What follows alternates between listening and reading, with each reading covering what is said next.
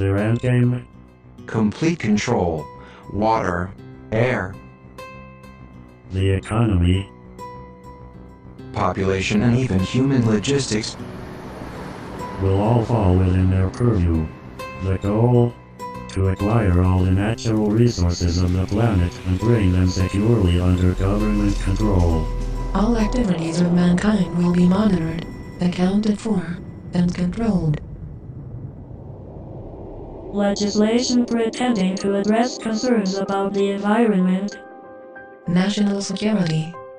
and financial stability will in fact be used to erode the very foundations of liberty and to enslave the population. This will all happen in the name of security and progress. Alluding to the notion that this is all for our protection, this will not miraculously occur overnight with the sudden proclamation of martial law. It has been happening incrementally for at least half a century. Every law enacted that truncates the Bill of Rights in the name of national security Is another nail in our coffin. Through this type of increasingly invasive legislation, the systematic decay of constitutional law becomes inevitable. Thousands of years of building and rebuilding, creating and recreating so you can let it crumble to dust. Leaving our essential rights neutered and impotent. The Bill of Rights is reduced to a quaint antique collecting dust in a library somewhere, retaining all the potency of a fairy tale. Martial law, called a more politically neutral catchphrase, is practiced with an iron fist. the implosion of the economy has begun by design. The United States dollar is under attack and losing value every day. while the cost of living continues to skyrocket. New laws that will effectively double taxes are already on the books and ready to be implemented. Nothing has been introduced to help homeowners with their now default loans. But at the same time, money is generously given to bankers who give themselves huge bonuses. During one of the worst economic downturns in history and dry up loans to small businesses. All the while, the economy spirals downward at a free fall rate. As the citizens of the United States lose their ability to take care of themselves, the government conveniently steps in to save the day. Capitalism gives way to socialism, and then without much notice, into the neo-dark ages of the one-world government's total dictatorship. Once this task has been completed and the control grid is firmly in place, they can play their final trump card. FEMA counts, And by design, we will welcome the salvation with open arms. as any alternative will surely seem like suicide. Once we've been properly enslaved, they gain control over the rest of Earth's natural resources. Humanity. America, here's what you need to know tonight. I'm, basically a rodeo clown. If you have any kind of fear that we might be headed towards a totalitarian state, look FEMA out. trailers, FEMA prisons, FEMA camps. I want proof. If they exist, I want pictures. I lost sleep last night worrying about this story, thinking about this story. But when I see, 9/11 victim family on television or whatever, I'm just like, oh, shut Well, up. yesterday we talked about debunking conspiracy theories. The only thing that I answer to is myself. And I just want to be able to look at myself in the mirror and also sleep at night. Glenn Beck, a year and a half ago, said that Ron Paul supporters should be arrested and that the army should be used against them, and that they were dangerous terrorists.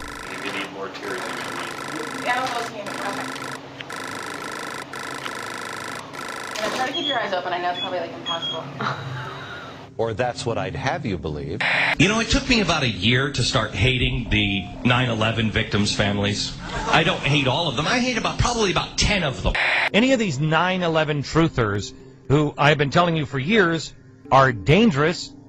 Guy Fawkes. This guy was a British terrorist who tried to overthrow the government by blowing up Parliament and killing everybody in it. Paul's supporters called the donations, and I'm quoting, a money bomb. It's really not the way I would go, tying my movement in with a historical terrorist attack. You're right. There's a strain of isolationism and anarchy in the American tradition, which Ron Paul is tapping into. I think it's very significant that he chose Guy Fawkes. There are plenty of, unfortunately, libertarian websites which are indistinguishable from the anti-American left these days. Yeah. Totally in bed with the Islamo-fascists and have turned against this country. Turned against this country. This country. Where am I wrong? The Ron Paul Revolution. I think it's meant to be a catchy slogan, but I fear some of his fringe supporters are taking the word revolution too literally. What Glenn Beck is saying is a talking point being given out to the media. And this is going to drive the conspiracy theorists crazy. I have this. They're making me say this. Help. Because we were seeing Bill O'Reilly and Sean Hannity say it. We were seeing CNN hosts say it. We were seeing Joe Scarborough say it. And I said, that's a talking point.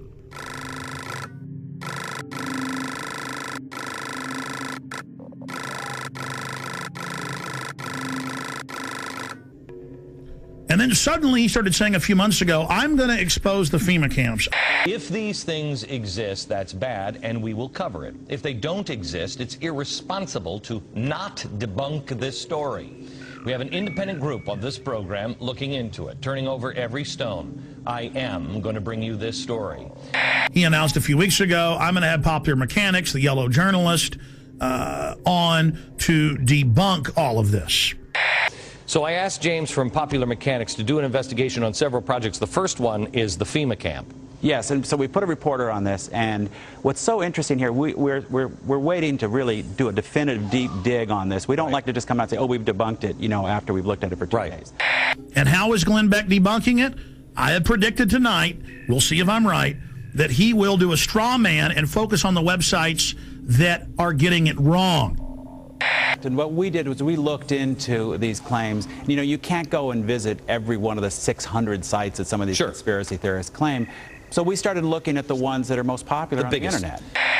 And I said, well, look out, folks. He's just trying to get your confidence to then discredit it later.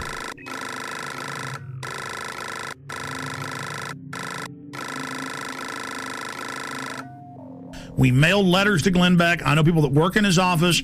I contacted him and I said, here's the proof. If he wants it, we stand by to work with Mr. Beck if he isn't going to come out next week and say arrest all of us, basically like he was doing a year ago. First of all, on the FEMA prison thing, I know we've been in contact with your office and we would appreciate any help that you have. I want to make sure we're turning over every stone on anything because there's a lot of crazy stuff that is being said about these things. And because Beck says he's been doing months of research and they've been having trouble finding it. He's doing research, but he can't ever bring any facts. And he makes little jokes about, ooh, the government's going to get me, or, oh, I'm being censored on Fox, and calls us conspiracy theorists. And I'm predicting Glenn Beck is going to attack us this way. They're going to show the 1990s video of the closed down Amtrak train system up by Chicago. So we started looking at the ones that are most popular on the internet. Okay, and let's show the video. First, show me the video that is on the internet. This is one of the so-called, I guess, a death camp. This is something where they're showing a so-called concentration camp. These are turnstiles. This is in a secure behind the fence. I don't know how they got this video when it was behind the fence, but they went in and got this video. Like so many of these things, the truth is actually fairly evident. This is an Amtrak repair facility in Beech Grove, Indiana. The woman who made this video initially claims that it's some kind of American Auschwitz, and they've outfitted buildings with gas, and they've got these strange turnstiles. In fact, it is a repair facility. They're going to do that, and then what they're going to do is they're going to show the photos that are all over the web in Mississippi and Louisiana of mock Bosnia-Herzegovina/Kosovo training camps, because the signs are in that, Slavic language, where it has machine gun nests, checkpoints, barbed wire as a refugee camp, and they send the troops through for drills. Show me the pictures of, I think this is Camp Grayling. Do we have the picture of the watchtowers? This is pretty spooky. This is where Americans are currently being held, I believe they're saying. Well, people say all kinds of things, and these pictures have been floating around the internet for more than 10 years. Okay. In fact, Camp Grayling is the largest National Guard training facility in the U.S. They train Army, Navy, Marines, and one of the groups they train is military police. And in fact, one of the functions they train them for is handling prisoners of war in a battle zone like Iraq. In the name of national security is another nail in our coffin. Through this type of increasingly invasive legislation, the systematic decay of constitutional law becomes inevitable. Thousands of years of building and rebuilding, creating and recreating so you can let it crumble to dust. All activities of mankind will be monitored, accounted for, and controlled. Legislation pretending to address concerns about the environment, national security, and financial stability will in fact be used to erode the very foundations of liberty and to enslave the population. This will all happen in the name of security and progress. Alluding to the notion that this is all for our protection, this will not miraculously occur overnight with the sudden proclamation of martial law. It has been happening incrementally for at least half a century. Every law enacted that truncates the Bill of Rights. Their endgame? Complete control. Water. Air. The economy. Population and even human logistics will all fall within their purview. The goal? To acquire all the natural resources of the planet and bring them securely under government control. Leaving our essential rights neutered and impotent.